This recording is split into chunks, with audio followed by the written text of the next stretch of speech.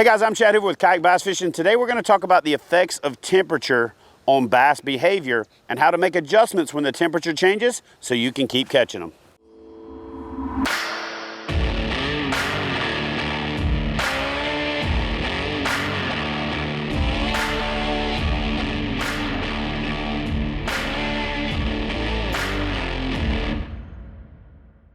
Before we jump into today's video, I got to thank the folks at Fish USA for help making this series possible. So let's jump right into it. Temperature is one thing that baffles a lot of anglers, and it's one thing that throws you a curveball in almost every scenario where a major change happens. So let's talk about what effect that actually has on bass. Cold fronts, and even to a certain extent warm fronts, really have an effect on bass behavior, but they don't do a lot to relocate bass. I think in a lot of situations when the temperature changes, even a significant temperature change, let's say a front blows in like the one that we have going on right now down here in Florida, most people think that 10 or 15 degree overnight temperature change is going to send the fish to the deepest part of the lake or the other end of the lake or down to the bottom of a creek channel or something along those lines. Odds are, if you were already catching fish, it's pretty easy to relocate them, and it's pretty easy to catch them. I'm going to talk about two techniques in this video to find fish when temperatures change, but let's talk about the effects of temperature change first. By and large, what happens when the temperature changes is it changes the fish's metabolism. We're warm-blooded animals, but fish are cold-blooded animals, so whatever the water temperature does, it affects their body temperature, and their body temperature affects their metabolism. Prolonged cold fronts or prolonged cold temperatures slows their metabolism down, which means they need less food. When they need less food, that means they eat less often, but it doesn't mean they don't eat. It also doesn't mean that they only hit slow-moving baits on the bottom, because by and large, even in a cold front, the next day you still have sun in that winter to spring transition because the days are longer. So the warming period is still going to be similar, right? So last night, for example, in this scenario, we had the air temperature drop 20 degrees. That air temperature drop of 20 degrees is really going to cold shock that water overnight, and the upper part of the water column is going to get cold, but then that denser, colder water is going to sink through the water column, and as the day progresses and the sun heats the upper part of the water column, those fish will still probably be in the upper part of the water column. Now, with their metabolism slowed down, odds are they're not going to give chase like they would if their metabolism was a little higher. For example, they're not going to run down a buzzbait. So an adjustment that I make, and I'm going to talk about this as we do the video, but I'll talk about it at the end as well, is I'll go to a slower buzzbait. Let me show you what I mean by that. All right, so one of the baits that I'm a really big fan of in the warming trends in the spring is I like a compact buzzbait. This one here in particular is from Fish Head, and Fish Head is really well known for their underspin. So I like the fact that there's a little bit of flash. I like a black bait when the sun's high because it really silhouettes well. And then I like a platinum or a black blade, sometimes even a gold blade, depending on what I'm trying to do, because that light scatters less than a silver blade. And we'll talk about that in another video about selecting blade baits and blade colors and things along those lines. But for the most part, I think this is one of those baits that is overlooked in a cold front or in colder conditions, as long as you have sun the next day, which is pretty common in the spring, and that's why I'm bringing you this particular tip. A lot of times I see folks go out on a sunny day after a cold front and struggle to catch fish because most people think that as soon as it gets cold, the fish go deep. But the cold water also went deep, and when you've got sun the next day, really think about staying up on top. Now, all top water is not created equal, and I like to throw a fluke and just kind of walk the dog just below the surface, or I like to stick with a buzzbait. So again, when the fishing's a little faster, I like a single blade buzzbait.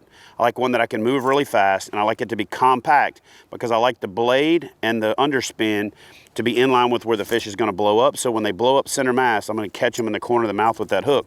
Now, when the water does get colder and the fish do slow down, and I don't get that warm sun until later in the day, but I know that those fish are still up against the surface because they are getting sun, and that upper part of the water column is still going to be the warmest, then I still want to throw something subtle, but I want to throw something that's going to stay in the strike zone longer. The key in these temperature inversions where the temperature drops but the upper part of the water column is warmer is you need something that's going to stay in the strike zone longer. And so what I opt for is a blade bait that has counter-rotating blades. With those counter-rotating blades, I can reel it a lot slower. I can give it a lot more, hold my rod tip up and just slow reel it, let it churn that water, but reel it really slow. When I do that, I like a bait where the wire's a little bit longer and the lure trails the bait. The reason for that, in my opinion, and you've seen some of the buzz baits that are really long, is that buzz bait goes by, but that fish hasn't quite committed yet. And by having that blade a little, or that wire a little longer, and with this flat style head, right, like this Strike King buzz bait, gives it a little more lift. It keeps it up in the water column while reeling it a lot slower. And that counter rotating blade gets it up on the surface faster. One of my favorite ways to throw this is to find lily pads, grass, or that submerged wood that's just outside of where I found the bass right before the temperature changed, and run this thing into everything. Those bass are probably right up against the surface with their back against the pad, or they're right up against the surface with their back against the wood. They're generally gonna be on the sunny side because that's gonna be the part that warms up first. That wood's gonna retain heat, that pad bottom is gonna retain heat. And so they're gonna generally put themselves right up against there. They're gonna try to get some cover, especially if there's eagles or ospreys or things along those lines. And if you can run that bait into stuff, you're going to not only trigger that fish to eat because they're opportunistic feeders, you're not going to make that fish have to run it down, so they're not going to expend a lot of energy. You're accommodating their slower metabolism. But in a lot of cases, you're getting a reaction bite. That bass wasn't going to chase that bait down, but because it came in and it hit that pad that he was laying under, and it flicked it, or she was laying under, it forces them to eat it. So I really like to get obnoxious and to get in their face on these sunny days after a cold front. Now, if that doesn't work, one of my biggest go-to baits, right, in this type of condition is a brim bait. Now, keeping with the theory of staying in the strike zone longer, a lot of people think of these baits like that I'm holding here, like this Strike King black blade, as a nighttime bait. And it is a great nighttime bait, but it's also a great daytime post cold front bait, because with that Colorado blade and that bigger head, you can bulge it through the water column. So I can keep it just below the surface. I can bump it off of that wood.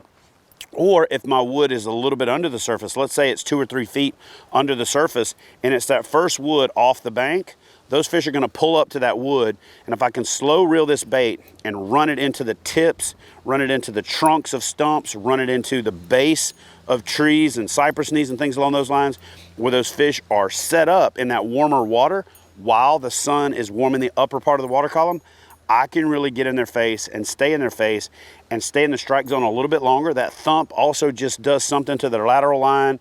It does something to fire them up, but it's got that profile like a brim, and that thump of that Colorado blade mimics that broader body of that broad body style panfish over, say, a shad that's got a little bit slimmer profile, or a minnow that's got a little bit slimmer profile. So one of my go-to baits post cold front is a Colorado blade or a double willow blade. So let me show you my double willow blade setup. And this thing right here has caught me some giant bass over the years. Now, I'll leave the skirt long on this one.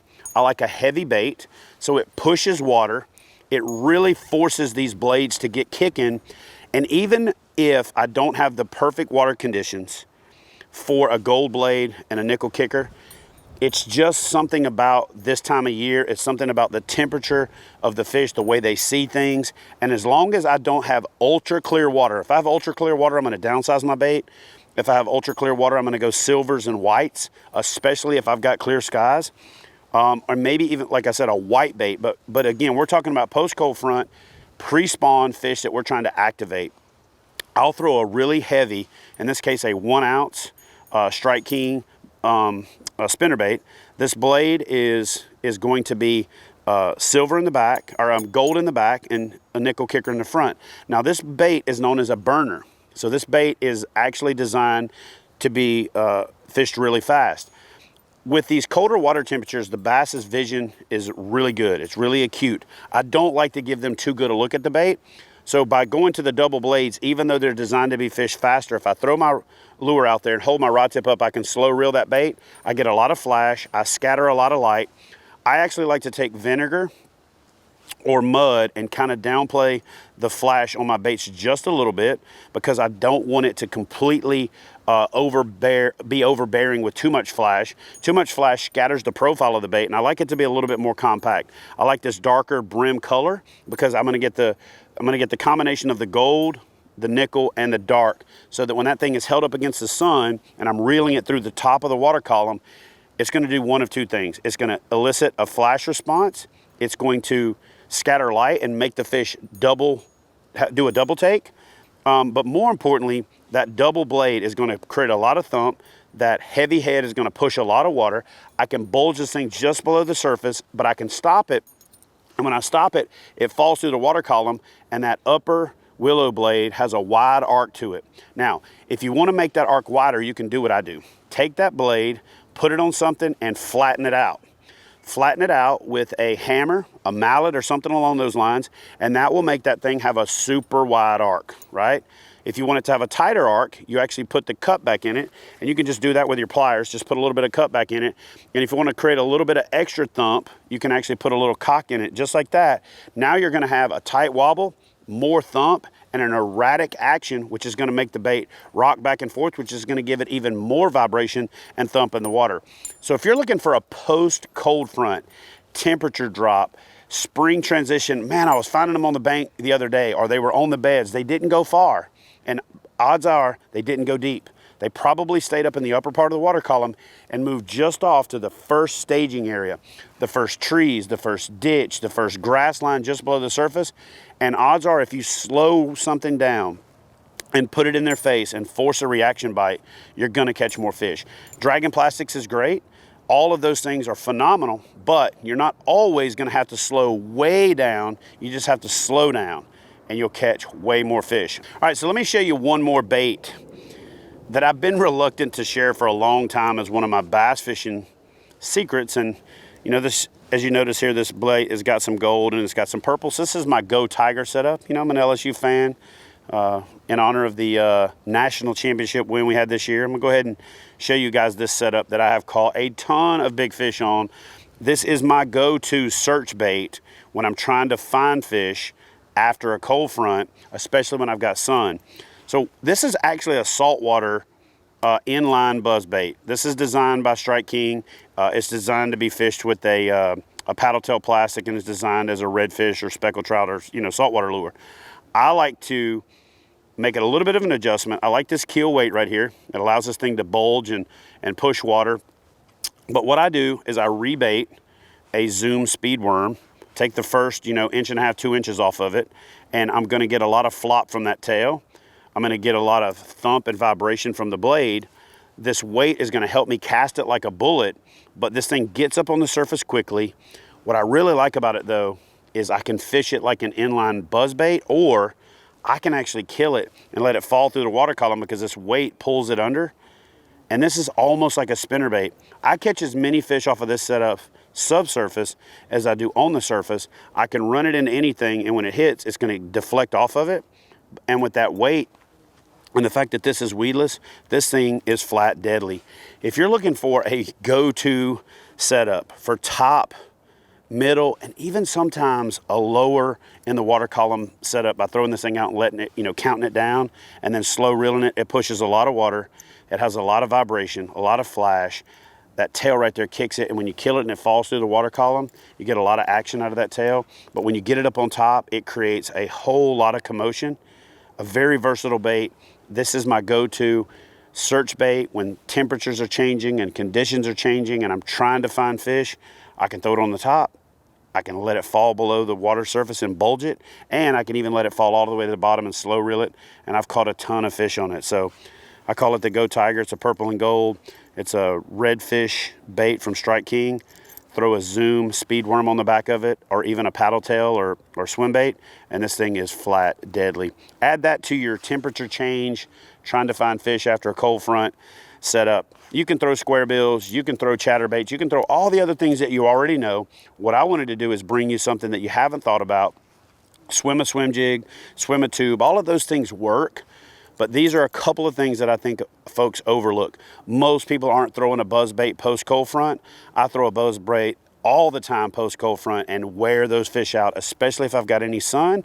I've got some warming of the upper part of the water column. I get a lot of aggressive bites, I get a lot of reaction bites, and I get a whole lot of opportunistic feeding bites. So anyway, guys, add that to your arsenal the next time you're facing changing conditions like we generally are this time of year all over the country. I'm Chad Hoover with Kayak Bass Fishing. Hope you liked this video. Smash that thumbs up if you could. Leave a comment in the comment section below.